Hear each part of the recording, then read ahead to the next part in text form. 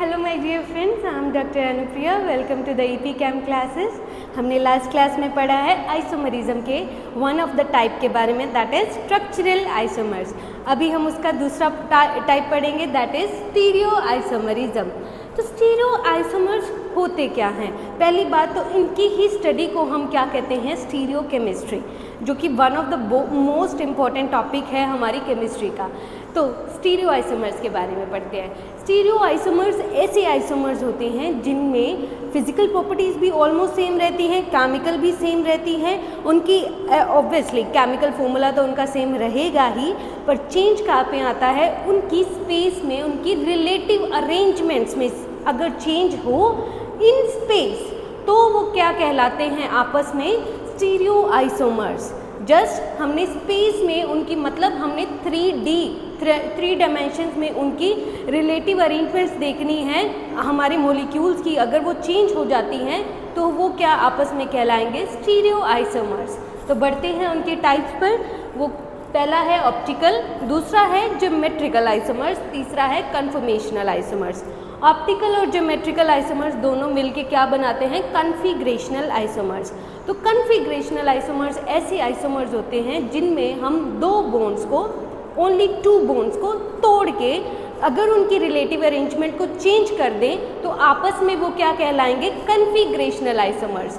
और where as conformational isomers कैसे isomers होते हैं, ऐसे आइसोमर्स होते हैं जिनमें हम 3 बॉन्ड्स को rotate bye a single bond के द्वारा अगर हम उनको रोटेट कर दें, अगर वो पहले सीधे पड़े हैं, हमने रोटेट किया तो वो क्या हो गए, उल्टे हो गए। तो ये दोनों आपस में क्या कहलाएंगे, कन्फॉर्मेशनल आइसोमर्स। हम लोग इसके बारे में डिटेल में पढ़ेंगे अभी बाद में, पहले मैं आपको थोड़ा सा ओवरव्यू दे रही हूँ। तो पहले पढ़ते हैं हम पहले इसके टाइप पे, दैट इज ऑप्टिकल आइसोमर्स। तो ऑप्टिकल आइसोमर्स कैसे आइसोमर्स होते हैं, जिनमें फिजिकल प्रॉपर्टीज़ ऑलमोस्ट सेम रहेंगी, ऑलमोस्ट, सारी नहीं, ऑलमोस्ट। केमिकल प्रॉपर्टीज़ भी सेम रहेंगी, उनका केमिकल फॉर्मूला भी सेम रहेगा। पर अब यहाँ पे चेंज किस में आएगा, उनकी प्लेन ऑफ पोलराइज लाइट में डिफरेंस आएगा। जो 2 कंपाउंड आपस में आइसोमर्स कहलाएंगे उनमें क्या होगा, उनकी प्लेन ऑफ पोलराइज लाइट का डिफरेंस होगा। Either one of the isomer will be rotating the plane of polarize in right direction और इन लेफ्ट डायरेक्शन। तो सबसे पहले पढ़ते हैं हम पोलराइज लाइट क्या होती है, कैसे बनती है, फिर हम पढ़ेंगे कि कौन से आइसोमर्स ऑप्टिकल आइसोमर्स कहलाएंगे। ठीक है, तो देखिए, let us take a source. कोई भी आपने सोर्स लिया है, उसको आप क्या करेंगे, एक निकोल के प्रिज्म में से पास करेंगे।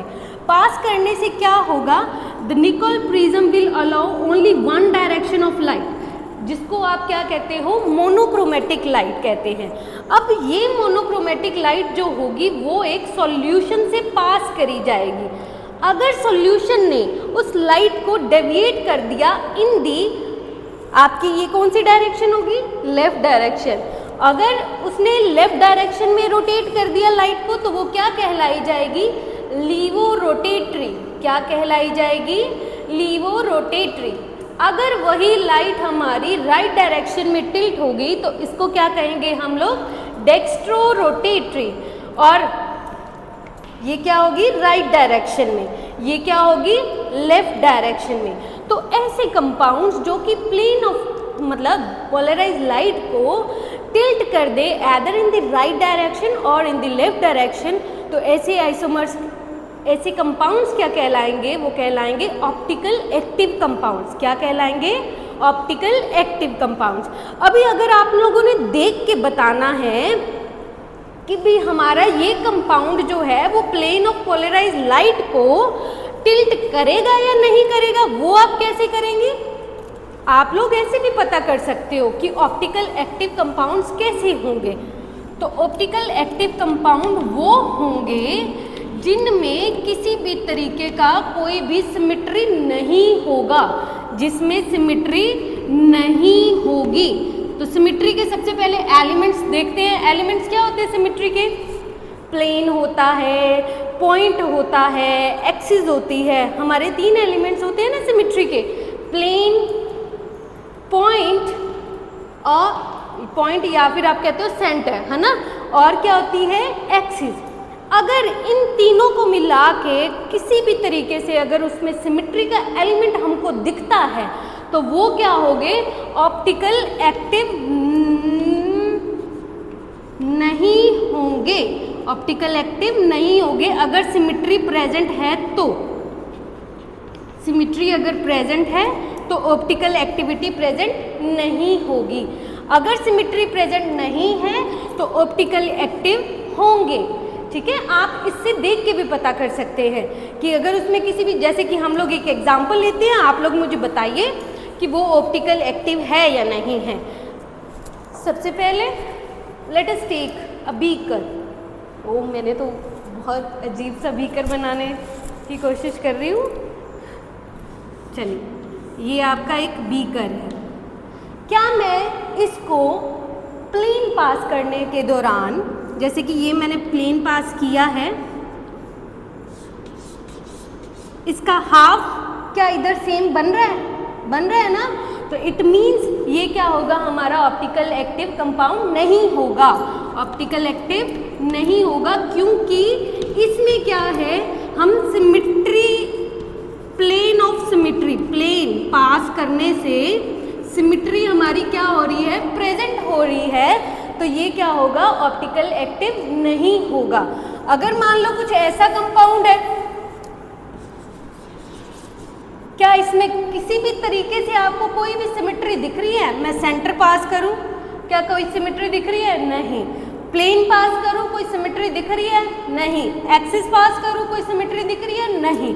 सो सिमेट्री अगर प्रेजेंट नहीं है तो क्या होगा, एक्टिविटी, ऑप्टिकल एक्टिविटी हमारी क्या होगी, प्रेजेंट होगी। ठीक है जी, इस तरीके से आप ये देख सकते हो कि हमारा जो कंपाउंड है वो ऑप्टिकल एक्टिव है भी या नहीं है। तो उसके बाद अगर आपको पता चल जाता है कि ऑप्टिकल एक्टिव है हमारा कंपाउंड, तो आप क्या करेंगे, प्लेन ऑफ पोलराइज्ड लाइट को, जो मोनोक्रोमेटिक लाइट होती है, वो इसमें से पास करेंगे। अगर आपका सॉल्यूशन या फिर जो भी आपका कंपाउंड है वो लाइट को लेफ्ट डायरेक्शन में कर दे तो वो क्या होगा, लीवो रोटेटरी कंपाउंड होगा या फिर लीवो रोटेटरी वाला आइसोमर होगा। और अगर राइट डायरेक्शन में कर दे तो वो क्या होगा, डेक्स्ट्रो रोटेटरी। और ये दोनों जो कंपाउंड्स होंगे ये आपस में क्या कहलाएंगे, ऑप्टिकल आइसोमर्स। क्या कहलाएंगे, ऑप्टिकल आइसोमर्स। ठीक है, अभी हम ऑप्टिकल आइसोमर्स के भी दो टाइप्स के बारे में पढ़ते हैं, that is enantiomers and diastereomers.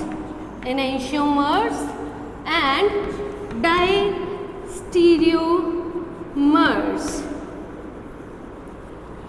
अब एनाइशियोमर्स कैसे आइसोमर्स होते हैं, ये वो आइसोमर्स होते हैं जिनके अंदर non super imposable mirror images बने, जिनके अंदर non super imposable mirror images हों, प्लस वो क्या कर रहे हों, वन ऑफ द आइसोमर क्या कर रहा है, जो प्लेन ऑफ पोलराइज्ड लाइट है उसको लेफ्ट डायरेक्शन में टिल्ट करेगा और वन ऑफ द आइसोमर क्या करेगा, उसको राइट डायरेक्शन में टिल्ट अप करेगा। ठीक है, let us take an example for the isomers. तो इसकी डेफिनेशन क्या हो जाएगी, those isomers which have non-superimposable mirror images of each other plus they are rotating the plane of polarized lights in opposite direction. ठीक है, तो let us take an example.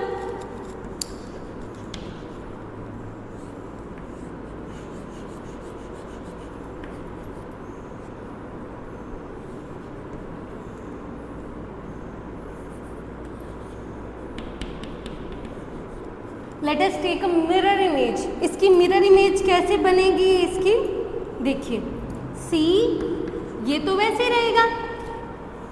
अगर वो इस डायरेक्शन में कोई हमारे बोन्स पड़े हैं तो वो किस डायरेक्शन में चलेंगे, मिरर में उल्टे। मिरर में कैसे हो जाएंगे हमारे, उल्टे।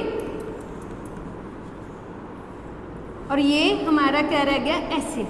अब नॉन सुपर इम्पोजेबल या फिर सुपर इम्पोजेबल टर्म क्या है, सुपर इम्पोजेबल टर्म वो टर्म होती है जैसे कि दो मिरर इमेजेस है, दो क्या हैं, मिरर इमेजेस हैं। अगर मैंने वन ऑफ द इमेज को उठा के हमारी दूसरी इमेज पे रख दिया उठाओ इसको, C के ऊपर क्या आएगा C डबल बॉन्ड OH के ऊपर क्या आएगा C double bond OH, CH3 के ऊपर क्या आएगा CH3।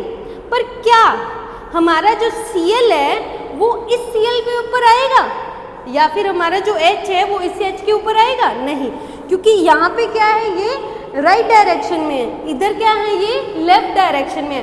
अब वो तो इधर शो करेंगे अगर हमारा हम उसको उसके ऊपर पुट करते हैं तो, पर इधर तो नहीं है ना, वो तो हमारे लेफ्ट डायरेक्शन में पड़े हैं। तो ये क्या हो जाएंगे, पूरे के पूरे सुपर इम्पोज नहीं करेंगे। जैसे कि आप लोगों ने ये हाथ लिए, हमारे दो हाथ हैं, हमने इसके क्या करने हैं, दो मिरर इमेजेस, इसकी मिरर इमेज बनाओ। इस हाथ की मिरर इमेज कैसे बनेगी, ये बनेगी, राइट। अब मैंने क्या करना है, इसी वन ऑफ द हैंड को उठा के इसके ऊपर रखना है। रख दिया, क्या ये दोनों अंगूठे आपस में सुपर इम्पोज किए? अंगूठे के ऊपर अंगूठा आया? नहीं आया। तो ये क्या है आपस में non super imposable mirror images. और क्या होगा, वन ऑफ द आइसोमर क्या करेगा, लेफ्ट डायरेक्शन में करेगा और अनदर आइसोमर क्या करेगा, राइट डायरेक्शन में करेगा। तो ये दोनों आपस में क्या कहलाएंगे, इनैंशियोमर्स। क्या कहलाएंगे, इनैंशियोमर्स। इनैंशियोमर्स के लिए एक प्रॉपर्टी और होना ज़रूरी है, या फिर कोई भी आइसोमर, ऑप्टिकल आइसोमर के लिए एक प्रॉपर्टी और होना ज़रूरी है। वो क्या है, कायरलिटी। क्या ज़रूरी है, कायरलिटी। कायरलिटी क्या होती है कि एक कार्बन है, उसके ऊपर 4 डिफरेंट ग्रुप्स लगे हों। क्या लगे हों, 4 डिफरेंट ग्रुप लगे हों, वो आपस में किसी न किसी तरीके से सुपर इम्पोज नहीं करेंगे। तो वो किस में रिजल्ट करेंगे, हमारे इनैंशियोमर्स में। किस में रिजल्ट करेंगे, इनैंशियोमर में। तो ये होते हैं हमारे इनैंशियोमर। चलिए हम स्टार्ट करते हैं अभी हमारे दूसरे पार्ट पे, दैट इज डायस्टीरियोमर्स। तो डायस्टीरियोमर्स कैसे आइसोमर्स होते हैं, ये वो आइसोमर्स होते हैं जो ना ही आपस में आइडेंटिकल होते हैं और ना ही आपस में क्या बनाते हैं, मिरर इमेजेस। प्लस इनकी एक और खासियत भी है कि ये सिर्फ एक ही इनमें कायरल सेंटर नहीं होता, इनमें एक से ज़्यादा भी कायरल सेंटर हो सकते हैं। जैसे कि मैं एक एग्जाम्पल लेती हूँ,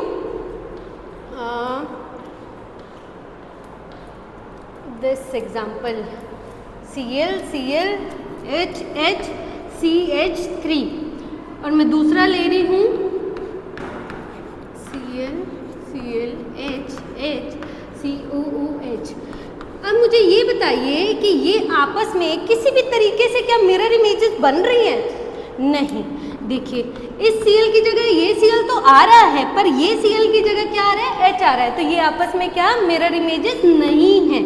तो और ना ही ये क्या है, आइडेंटिकल है। देखिए कार्बन नंबर 1 2 3, कार्बन नंबर 2 पे देखिए chlorine is in the right direction, whereas on carbon number 3 chlorine क्या है, लेफ्ट डायरेक्शन में है। तो ये क्या है, आइडेंटिकल भी नहीं है। तो ये आपस में क्या कहलाएंगे, डायस्टीरियोमर्स कहलाएंगे। तो अभी हम ना थोड़ा सा इनके बारे में डिफरेंशिएशन भी करते हैं कि आपको कैसे पता चलेगा कि क्या इनैंशियोमर्स कैसे समझें और डायस्टीरियोमर्स कैसे समझें। तो इनैंशियोमर्स तो देखिए मिरर इमेजेस होती हैं एक दूसरे की, वेयर एज डायस्टीरियोमर्स क्या होते हैं, मिरर इमेजेस नहीं होती। तो पहला ले लें मिरर इमेजेस। इनैंशियोमर्स तो क्या होते हैं, डायस्टीरियोमर्स नहीं होते। सेकेंडली अब देखिए ये तो क्या है, आइडेंटिकल ही नहीं है। आइडेंटिकल नहीं है तो इनमें तो क्या होगी, फिजिकल प्रॉपर्टीज भी डिफरेंट होंगी। तो physical properties such as melting point, boiling point, वो क्या होगी, डायस्टीरियोमर्स में सेम नहीं होगी, वेयर एज इनैंशियोमर्स में सेम होंगी। क्योंकि इनैंशियोमर्स का तो केमिकल फॉर्मूला भी सेम है, फिजिकल प्रॉपर्टीज भी ऑलमोस्ट सेम है, केमिकल भी सेम है, बस सिर्फ प्लेन ऑफ पोलराइज का डिफरेंट है ना। तो इसलिए मेल्टिंग पॉइंट और बॉइलिंग पॉइंट क्या है, इनैंशियोमर्स में सेम है, वेयर एज इसका नहीं है। अब जिसका मेल्टिंग पॉइंट बॉइलिंग पॉइंट ही डिफरेंट है तो क्या हम उसको सेपरेट कर पाएंगे? यस, हम उनको सेपरेट कर पाएंगे। वेयर एज जिनका मेल्टिंग पॉइंट बॉइलिंग पॉइंट ही सेम है उनको क्या हम सेपरेट कर पाएंगे? नहीं।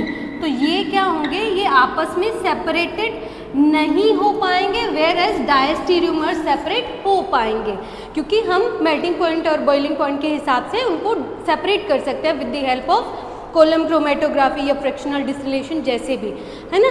तो अब ये तो थे हमारे एनाइसोमर्स, डायस्टेरियोमर्स, जो कि पार्ट थे हमारे ऑप्टिकल आइसोमर्स का। पर ये सब जो मैं अभी फिगर्स आप लोगों को ड्रॉ करके दिखा रही थी, ये भी कैसे ड्रॉ करनी है, ये भी तो आपको आने चाहिए ना। तो हम क्या जनरली आज तक हमने क्या देखा है, वो देखा है कि जो हमारा ये मीथेन का मॉलिक्यूल है वो हम आज तक ऐसे छोटे बच्चों वाली जो क्लासेस में हम ऐसे करते थे कि ये क्या है, methane molecule in the plane, है ना। पर वास्तव में ये इन द प्लेन एग्जिस्ट नहीं करती है। वास्तव में इसकी शेप होती है टेट्राहेड्रल। कैसी शेप होती है, टेट्राहेड्रल। अब ये तो जो हैं वो हमने टेढ़े क्यों ड्रॉ किए हैं, ये हम समझेंगे फ्लाइंग वेज रिप्रेजेंटेशन में। इसको नाम क्या देते हैं, फ्लाइंग वेज। इसमें क्या होता है, दो तो जो बोन्स हैं वो क्या है, इन द प्लेन है। किस में है, इन द प्लेन। मैं आपको इससे थोड़ा सा अच्छे से समझाऊंगी। देखिए ये क्या है, एक टेट्राहेड्रल स्ट्रक्चर है। देखिए क्या है, टेट्राहेड्रल है, 4 बोन्स हैं इसमें। टेट्राहेड्रल वास्तव में ऐसे एग्जिस्ट करती है। अब क्या है, इसमें 2 तो जो हैं वो क्या है, इन द प्लेन है। इन द प्लेन मतलब एक लाइन में है, प्लेन में है। देखिए ये वाला और ये वाला, ठीक है। अब हम पढ़ रहे हैं आइसोमर्स, तो हमें क्या बनाना चाहिए, कायरल कार्बन बनाना चाहिए। क्या बनाना चाहिए, कायरल कार्बन। तो हम दूसरा एग्जाम्पल लेते हैं अभी, जैसे कि CH Cl CH3 कुछ भी ले लो, COH, ठीक है। अब क्या है, लेट अस सपोज कि 2 जो हैं वो तो हैं इन द प्लेन है, और 2 जो हैं वो क्या है, टेट्राहेड्रली इंक्लाइंड है। अब मैं क्या कह रही हूँ, जो कि ये वाला बॉन्ड है, ये क्या दिख रहा है, बाहर, प्लेन से बाहर। अगर ये प्लेन से बाहर है तो हम इसको कैसे ड्रॉ करते हैं, या तो हम इसको ड्रॉ करेंगे as like this, dark bond. किससे ड्रॉ करेंगे, डार्क से। और दूसरे को किससे ड्रॉ करेंगे, वेज, मीन्स डैश बॉन्ड। हम एक बॉन्ड को क्या ड्रॉ करेंगे, डार्क बोल्ड वाला, और दूसरे को क्या करेंगे, डैश वाला बॉन्ड। अब जो डैश वाला बॉन्ड है वो क्या रिप्रेजेंट कर रहा है, डैश बॉन्ड रिप्रेजेंट कर रहा है कि जो ये प्लेन है, वो जो बॉन्ड है वो इस प्लेन के पीछे है, इस प्लेन के क्या है, पीछे। वेयर एज जो ये डार्क वाला बॉन्ड है, ये क्या रिप्रेजेंट कर रहा है कि ये जो बॉन्ड है वो हमारा क्या है, इस प्लेन के क्या है, आगे है, इस प्लेन के क्या है, आगे। अब देखिए मैंने क्या लिया था, ये वाला और ये वाला क्या है, इन द प्लेन है, ये क्या है, प्लेन के आगे आ रहा है। वेयर एज जो हमारा ये वाला बॉन्ड है वो क्या कर रहा है, प्लेन के पीछे जा रहा है। तो हम इसको ड्रॉ कैसे करेंगे, एक तो ऐसे आ जाएगा, एक कैसे आ जाएगा, हमारा डैश में आ जाएगा। ओके, हमने क्या लिया है, CH3 COH Cl और H।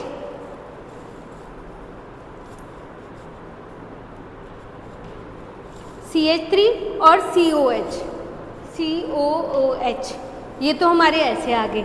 जो ये Cl है उसको हम किस पे ड्रॉ कर रहे हैं, आउट ऑफ द प्लेन, जो कि आपकी तरफ है। वो कैसे आएगा, यहाँ पे।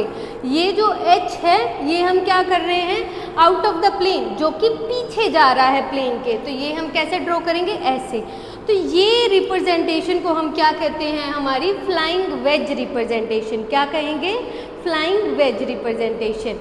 And next one is Fischer projection. अब ये जो रिप्रेजेंटेशन है ये क्या कर रही है, 3D में रिप्रेजेंट कर रही है। क्या कर रही है, 3D में रिप्रेजेंट। अब इसी स्ट्रक्चर को जो 3D में पड़ी है, मान लो, तो उसको हमने क्या बनाना है, प्लेन में बनाना है। क्या बनाना है, प्लेन में। तो प्लेन में कैसे बनाएंगे, जो कि इन द प्लेन वाले हैं। ये जो बोन्स है, सिंपल बोन्स हैं जो, इनको हम कैसे ड्रॉ करेंगे, वर्टिकली ड्रॉ करेंगे। कैसे ड्रॉ करेंगे, वर्टिकली, ऐसे। ठीक है जी।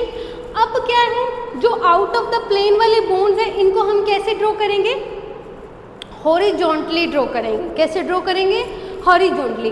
अब इधर Cl आएगा या इधर H आएगा, वो हम कैसे देखें, वो देखिए ऐसे, जैसे कि ये है। अब मान लीजिए कि हमने क्या लिखा है, Cl इधर लिखा है, आपको इधर से देखना है फ्रॉम द साइड वर्ड्स। अगर आपको Cl पहले दिखे इधर आपकी तरफ तो इधर क्या लगा दो, Cl, क्या लगा दो, Cl, और इधर क्या लगा दो, H, क्योंकि H हमसे थोड़ा सा दूर दिख रहा है, और इधर क्या है, CH3 है, और इधर क्या है हमारे पास, COOH है। तो ये हो गया 3D का 2D वर्जन, 3D का 2D वर्जन। ये है हमारी फ्लाइंग वेज रिप्रेजेंटेशन और ये है हमारी फिशर प्रोजेक्शन। ठीक है जी, चलिए अब हम आगे बढ़ते हैं हमारे सबसे इम्पॉर्टेंट चीज़ पे, that is RS nomenclature. RS nomenclature आप सभी को ये आना चाहिए, क्योंकि ये हर प्रकार के जितने भी हमारे पास एग्ज़ाम्स होते हैं कॉम्पिटिटिव, सब में कहीं ना कहीं हमको ये क्वेश्चन मिल जाता है देखने को। तो अभी उसको ईजी वे में समझते हैं। सबसे पहले ना इसके ना 3-4 रूल्स हैं जो हमें ईजिली और हमें हमारे दिमाग में ये तय होना चाहिए कि हमारे जो रूल्स हैं वो हमें क्या कहना चाहते हैं। जो इसका पहला रूल है वो क्या कहता है कि हमें हमारे जो ग्रुप्स हैं उनको क्या देने हैं, कायरल वाले जो ग्रुप्स हैं, कायरल कार्बन के ऊपर जितने भी ग्रुप्स हैं उनको क्या देनी है, प्रायोरिटी देनी है। क्या देनी है, प्रायोरिटी। और प्रायोरिटी हम देंगे किस बेसिस पे, एटॉमिक नंबर्स के बेसिस पे। वो तो आज सबको आते ही हैं, हमारे अच्छे बच्चे हैं आप। तो सबसे पहले हम देंगे प्रायोरिटी किसके बेसिस पे, एटॉमिक नंबर्स के बेसिस पे। देखिए कितने ग्रुप्स हैं, 4 ग्रुप्स हैं, चारों क्या हैं, डिफरेंट ग्रुप्स हैं, और डिफरेंट ग्रुप्स में हम क्या दे रहे हैं, प्रायोरिटी। सेकेंडली दूसरा रूल क्या कहता है कि अगर हमारा जो कार्बन है या फिर कार्बन जो है वो 2 सेम पहले एटम्स के साथ मिला हुआ है, जैसे कि कार्बन किससे अटैच है, कार्बन से भी अटैच है इधर भी, और इधर भी क्या है, कार्बन से अटैच है, तो हम अब कैसे देंगे प्रायोरिटी ये भी देखेंगे। तीसरा रूल क्या है कि डबल बॉन्ड्स और ट्रिपल बॉन्ड्स के दौरान क्या होगा, उनको हम क्या कंसीडर करेंगे, एज सिंगल बॉन्ड्स। जैसे कि हमारा ये जो कार्बन है वो डबल बॉन्ड X के साथ जुड़ा हुआ है, तो रूल नंबर 3 का क्या कहना है कि इसको हम कैसे मानेंगे, इसको हम ये मानेंगे कि C जो है वो 2 बार X के साथ जुड़ा हुआ है। ठीक है, अगर ट्रिपल बॉन्ड है, C ट्रिपल बॉन्ड Y है, तो हम इसको क्या लिखेंगे कि C जो है वो हमारा 3 बार Y से जुड़ा हुआ है। ओके, अब रूल नंबर 1 और रूल नंबर 2 को ध्यान से समझते हैं। रूल नंबर 1 कहता है कि हमें एटॉमिक नंबर के बेसिस पे क्या देनी है, प्रायोरिटी देनी है डिफरेंट ग्रुप्स को। अब क्या है कि हम पहला नंबर किसको दें, पहला नंबर हमेशा किसको, हमेशा नहीं, एटॉमिक नंबर के बेसिस पे सबसे बड़ा अभी आपको यहाँ पे क्या दिख रहा है, क्लोरीन। क्या दिख रहा है, क्लोरीन। तो पहली प्रायोरिटी किसको, क्लोरीन को। अब हम दूसरी प्रायोरिटी किसको दें, देनी तो कार्बन को ही थी, कार्बन यहाँ पे भी है, कार्बन यहाँ पे भी है। तब हम कहाँ पे पहुँच जाएंगे, हम उसके नेक्स्ट वाले एटम के साथ पहुँच जाएंगे। C किसके साथ जुड़ा है, C के साथ जुड़ा है। ठीक है जी, ये कुछ इस तरीके से जुड़ा हुआ है, और ये वाला क्या है, सीधा ऐसे। C आगे किसके साथ जुड़ा है, हाइड्रोजन के साथ। हाइड्रोजन का एटॉमिक नंबर कितना, 1।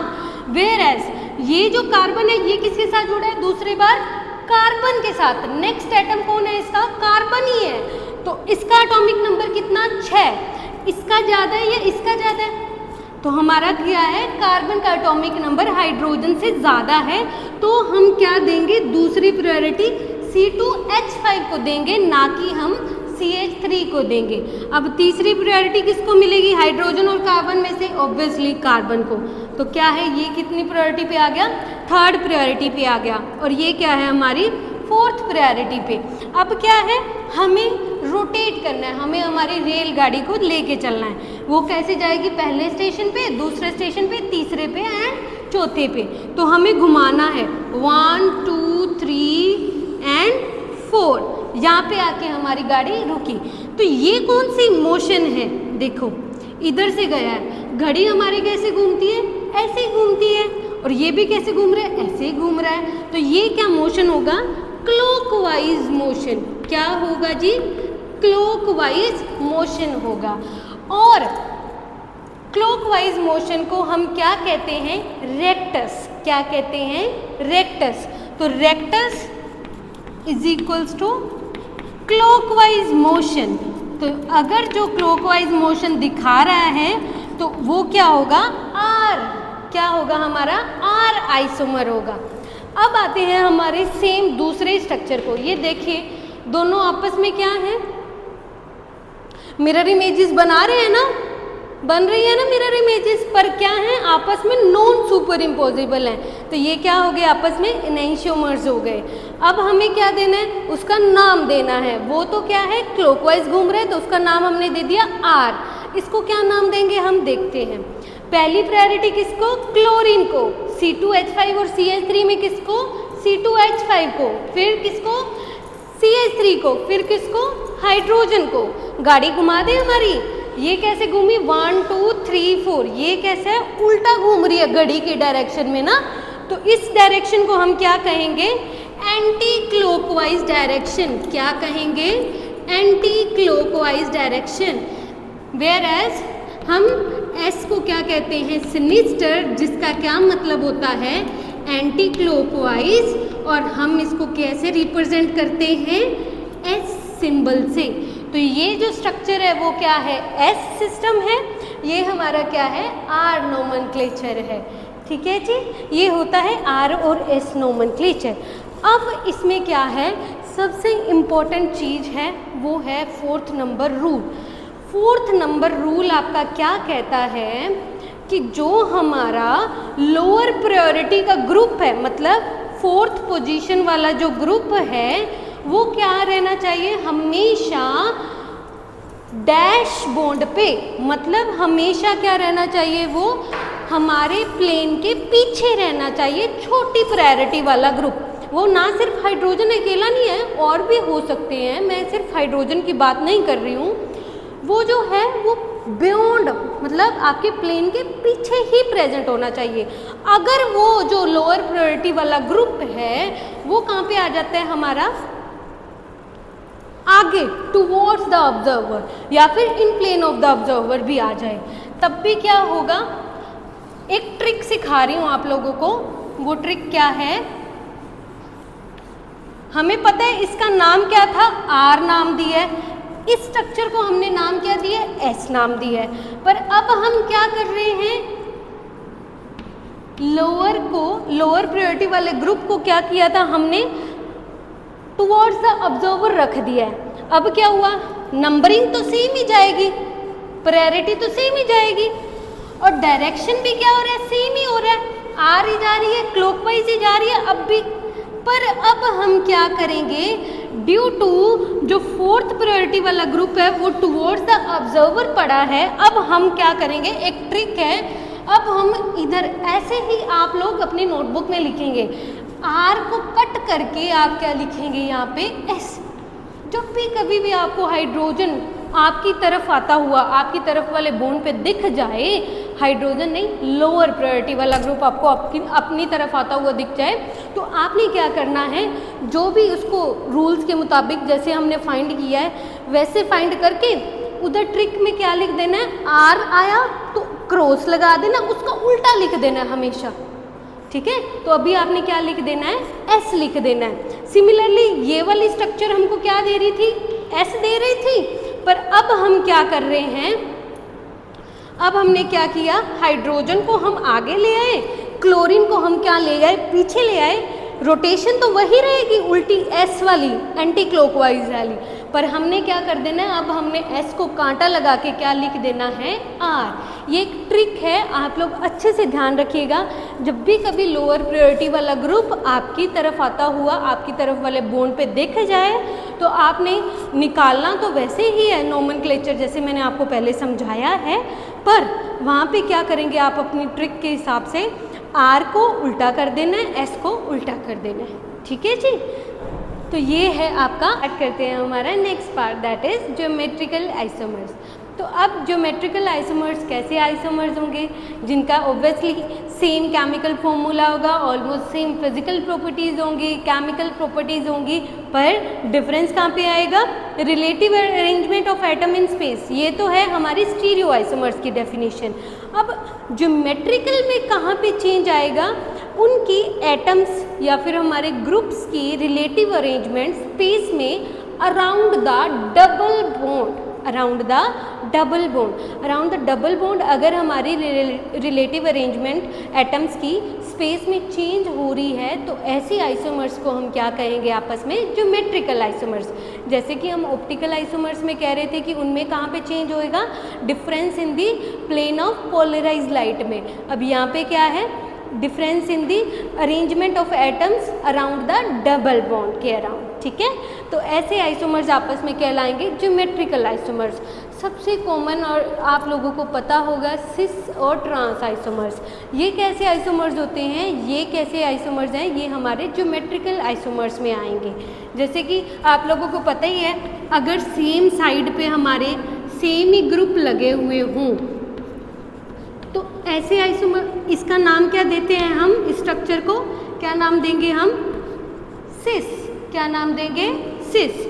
सिमिलरली अगर कुछ ऐसा स्ट्रक्चर हो तो हम इसको नाम क्या देते हैं, ट्रांस, क्योंकि सेम वाले जो ग्रुप्स हैं वो क्या है, अपोजिट डायरेक्शन में है। यहाँ पे क्या है, सेम ही डायरेक्शन में है, तो क्या नाम दे देते थे, सिस, और क्या नाम देते थे, ट्रांस। पर ये वाला सिस्टम ना यहाँ पे फेल हो जाता है। क्यों फेल हो जाता है, क्यों भाई, ओनली ए और बी है, सी डी भी तो हो सकते हैं, चारों भी तो डिफरेंट हो सकते हैं ना। तो आइसोमर्स तो वैसे ही चारों डिफरेंस वाले हम ले रहे हैं। तो अभी अगर हम 4 डिफरेंट ग्रुप्स लेके चलें तब क्या हम सिस और ट्रांस नाम दे सकेंगे। यहाँ पे मान लो बी है, यहाँ पे क्या है, सी है, यहाँ पे क्या है, डी है।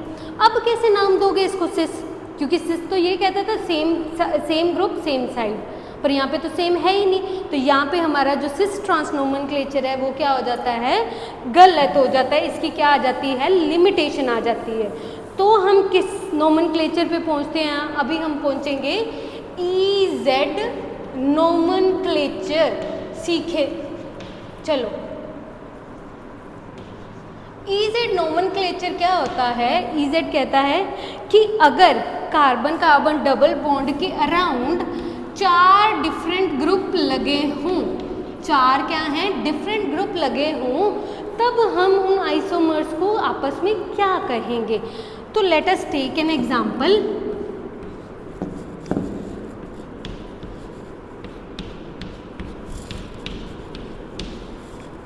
हमने 4 डिफरेंट ग्रुप लेने हैं, ले लो कोई भी हेलोजन। पहले हम हेलोजन्स को पकड़ते हैं, फ्लोरीन, क्लोरीन, ब्रोमीन, आयोडीन, ठीक है।